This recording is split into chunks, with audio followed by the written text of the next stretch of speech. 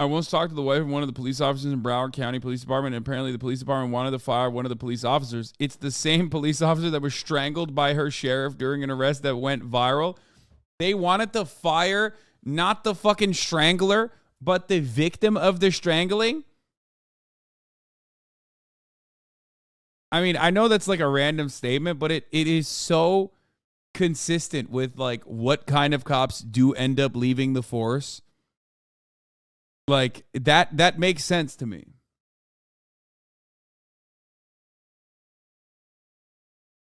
It's not that there are a few bad apples in the police force, that there are a few good apples in the police force, and if they don't fucking rot, they either get killed or they leave the force or they're fired.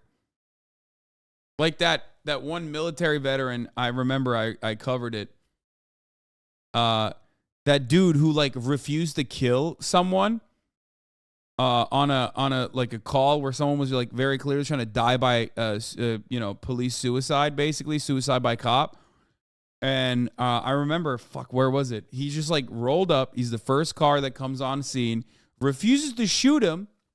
Okay. Second car comes in, immediately claps the guy. Okay. Immediately shoots him. And then they fired the first guy for not shooting. They were like, you have to shoot. Like, what the fuck's wrong with you? You risked the lives of other officers on the scene by not immediately killing him.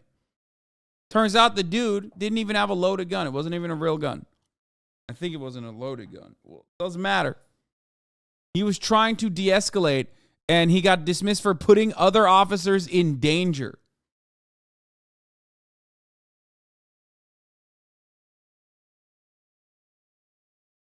In Hawaii, the ex-police chief that was under investigation for corruption was able to get their severance package during trial. Oh, yeah.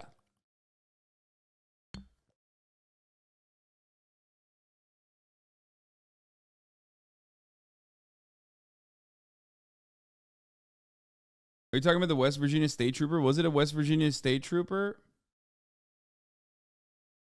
Yeah, I think he had a gun, but it wasn't loaded. Wait, that cop killed himself? No. I don't think he did. No, this is not who I'm talking about. Adrian Schoolcraft was a former NYPD officer who secretly recorded police conversations from 2008 to 2009. He brought these tapes to the NYPD investigations in October 2009 as evidence of corruption, wrongdoing within the department. The tapes were used as evidence of arrest quotas leading to police abuses such as wrongful arrests, and that emphasis on fighting crime sometimes resulted in underreporting of crimes to artificially deflate comp stat numbers. After voicing his concerns, Schoolcraft was repeatedly harassed by members of the NYPD and assigned to a desk job. After he left work early one day, an ESU unit illegally entered his apartment, physically abducted him, and forcibly admitted him to a psychiatric facility where he was held against his will for 6 days. In 2010, he released the audio recordings to the Village Voice, leading to the reporting of a multi-part series titled The NYPD Tapes. The same year, Schoolcraft filed a lawsuit against Jamaica Hospital and the NYPD.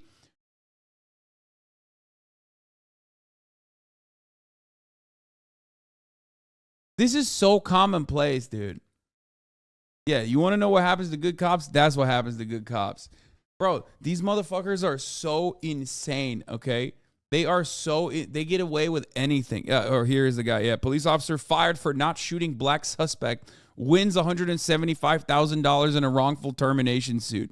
Stephen Mater, a former officer in West Virginia, sued after he was fired for not shooting a black suspect during a standoff in 2016. They sued him. He wasn't angry, Mater previously told The Guardian. He wasn't aggressive. He didn't seem to be in a position he wanted to use a gun against anybody. He never pointed at me. I didn't perceive him as an imminent threat. Like, he literally arrived on scene, made an accurate assessment, saw that this guy had a gun on him, but like wasn't intending to shoot anybody with it, and he was like fucked up. Okay? And he tried to de-escalate. Second cruiser comes in, immediately claps the guy. And then they fire the first guy. I mean, this is it. This is how it works. You want to know about good cops? Like, there are some, okay? And then they get fired.